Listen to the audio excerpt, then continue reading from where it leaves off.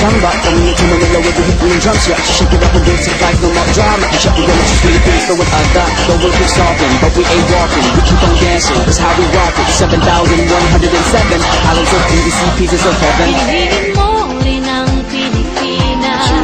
Piliin mo rin ang Pilipinas. Piliin mo rin ang Pilipinas. Piliin mo rin ang Pilipinas. Piliin mo rin ang Pilipinas. Kapulo ang kwintas ng pelas. Piliin mo yung kapit mo. Kayamanan niyang itas. Piliin mo ang Pilipinas. Kapulo ang kwintas ng pelas. Piliin mo yung kapit mo. Kayamanan niyang itas. Piliin mo ang Pilipinas.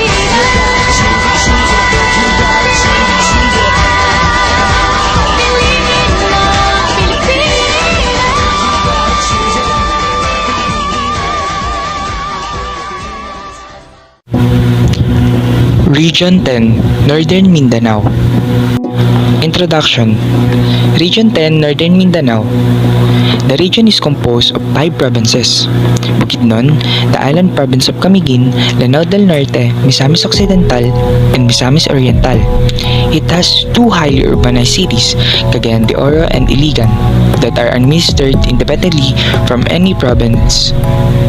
The provinces are further subdivided into 7 component cities and 84 municipalities with a total of 2,022 barangays. The regional center is Cagayan de Oro.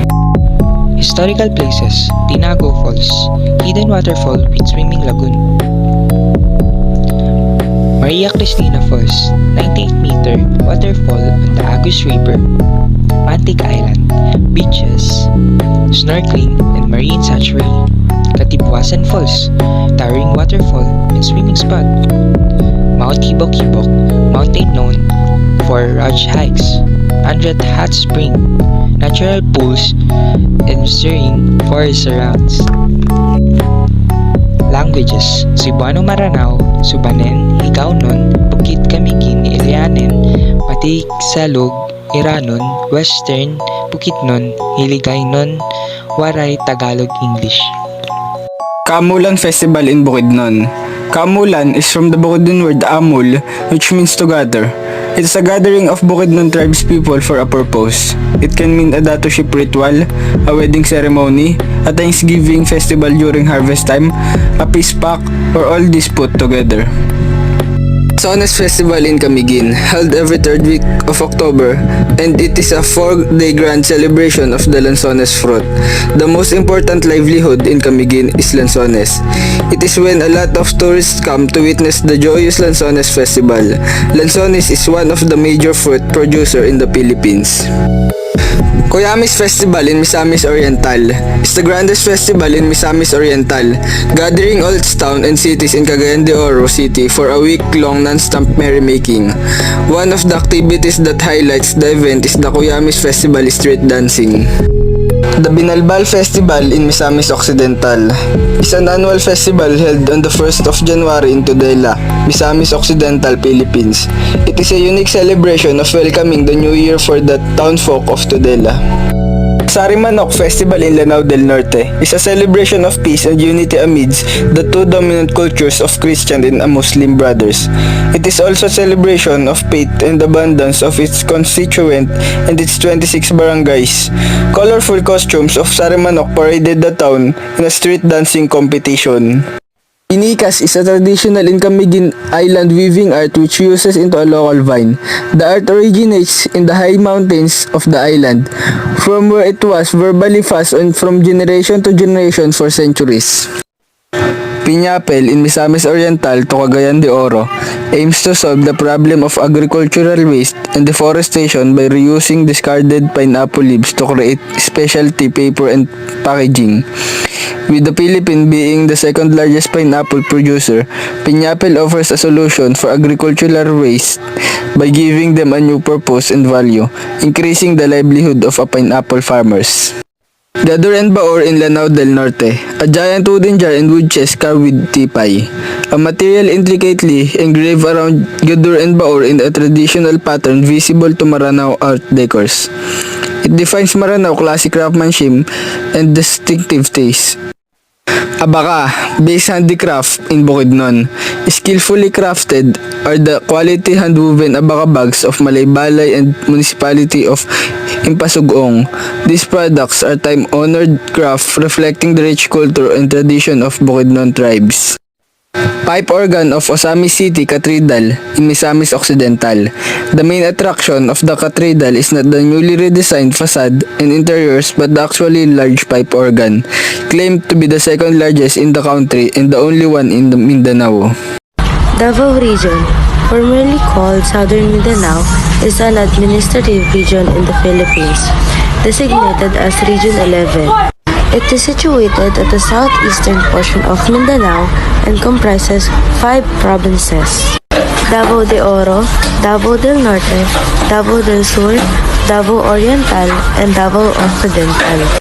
Davao was inaugurated as a charter city on October 16, 1936 by President Manuel L. Quezon. The charter came into effect on March 1, 1937. It was one of the first 2 towns in Mindanao to be converted into a city, the other being Zamboanga.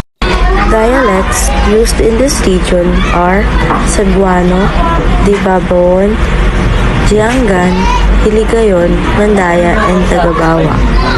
Now, let's talk about the festivals of Region 11. Kahayag Festival. The Kahayag Festival was held every December in preparation of the municipality for Christmas holiday and more. The festival is a showcase of different Christmas trees made with recyclable materials of different barangays with one entry per barangay. Next, Araw ng Davao. Araw ng Davao, also known as Davao City Foundation, is a week-long celebration that culminates every 16th of March. It is marked with a social-civic and military parade, sports competition, and fireworks. Filipinos are known to celebrate the longest Christmas holiday season in the world, and Davao is no different.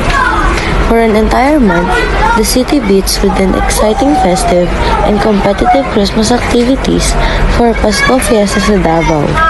Pasko Fiesta sa Davao.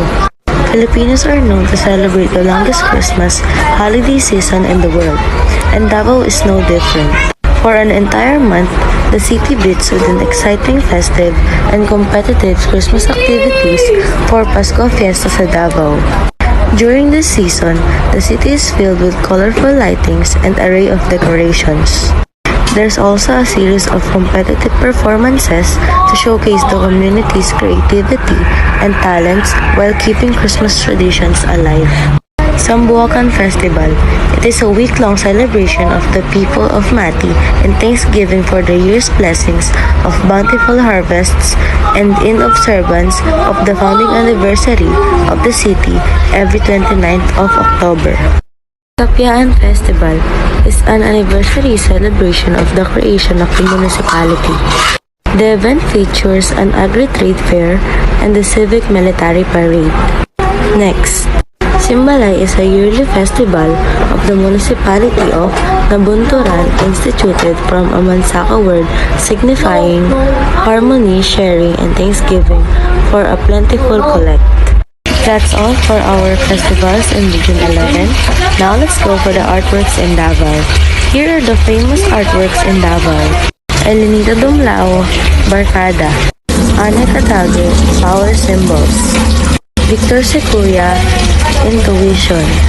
Victor Bong Espinosa, Living Organisms. J.V. Velasquez, Pitik Mata Eskwala. And lastly, Rodney Yap, Withered Weather. Now, let's talk about the historical places in Region 11. Davao Penal Colony, Panabo City. Inscribed with National Historical Maker in 1956. The Davao Penal Colony is the first penal settlement founded and organized under Filipino administration.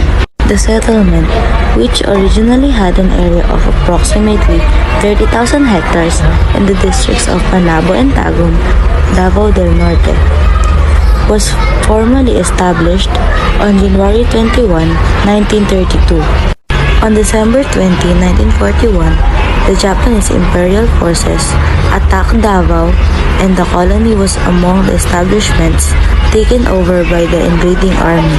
It was the biggest prison establishments in the country, which was used by the Japanese invading army as their imperial garrison during World War II. After the liberation of the Philippines, a great deal of rebuilding and repair of the Davao Penal Colony had to be done because the war had almost completely destroyed the colony. In 1956, the Davao Penal Colony was the first historical site annotated by the National Historical Commission of the Philippines as National Cultural Property, inscribed with the National Historical Marker. Next, the Monument of Ota Kilzaburu, inscribed with National Historical Marker in 2003. Kilzaburu Ota was a Japanese merchant from Kobe, Japan, who came to the Philippines in the early 90s to arrange for the importation of the job-seeking Japanese laborers and to act as the labor contractor for the labor-seeking Abaca plantation owners. These Japanese laborers were imported into Davao in 1904 to 1905. Ota permanently settled in Davao and established Ota Development Company, the first abaca company by the Japanese in the Philippines. Ota Kizuburo, along with his compatriots, were instrumental in bringing about the agricultural and economic development in the Davao province. After his death, an obelisk was built in 1926 to honor Otak Chisubaru's greatest contribution to Davao Province. An inscription read K.S. Ota, who believed in Davao and helped it grow. Mintal, which became the settlement and trade center of Japanese in early 90s, was said to be the Little Tokyo in the Philippines. Fort Santa Ana Avenue, Davao City inscribed with National Historical Marker in 2003. Fort Santa Ana served as the main port in Davao in the early 90s. Fort Santa Ana, now called Santa Ana Wharf, served as the main port in Davao in the early 90s. It where the first wave of Japanese workers landed and served as agricultural workers spread in the different parts of the undivided Davao province. These Japanese workers were instrumental in bringing about the development of abaca industry not only in Davao City but the whole Davao region. Port Santa Ana now handles mainly domestic and passenger vessels flying Davao City, Samay, Talcod Island routes. When the new and bigger Sasa Wharf was opened, shipping activities in Santa Ana Wharf slowly diminished, especially when all the bigger passengers and cargo ships started utilizing the main Sasa Wharf. The NHCP inscribed marker is located inside Magsaysay Park, which used to be part of Port Santa Ana. Port Santa Ana Pier, when all the bigger passengers and cargo ships started utilizing the main Sasa Wharf. The NHCP inscribed marker is located inside Magsaysay Park, which used to be part of Port Santa Ana. Port Santa Ana Pier is located in Davao Chinatown along Magsaysay Street. The National Historical Marker is located inside the Magsaysay Park. The park is Soxargen, formerly known as a Central Mindanao, is an administrative region of the Philippines located in South Central Mindanao. It is numerically designated as a Region 12.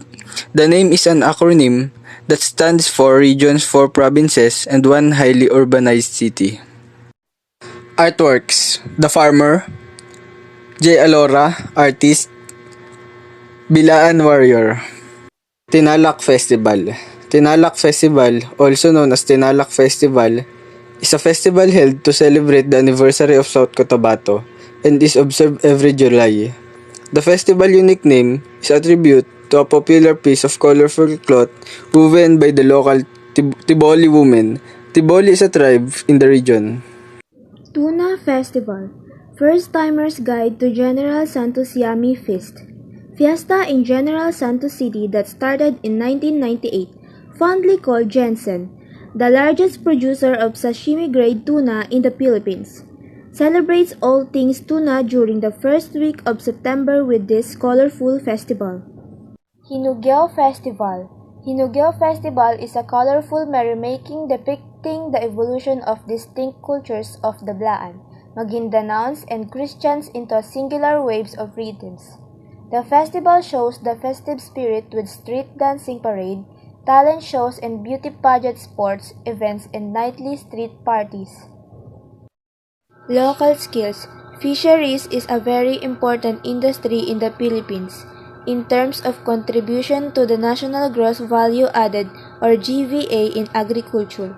Fishery and forestry in 1997, fisheries contributed 18.5% at constant prices, as against livestock and poultry, which contributed only 12.1% and 10.3% respectively. Because Soxargen is rich in marine resources, the people of Soxargen are excellent fishermen. Historical places. Burial site of the 17 Filipino martyrs of Coronadal. The Japanese encamped in the barn of the National Land Settlement Administration after being attacked by Yosafe soldiers on November 24, 1942. Headed by Lieutenant Alfredo Garingo. One of the Japanese soldiers was killed, and the Filipinos were killed in response. They were buried here in 1942.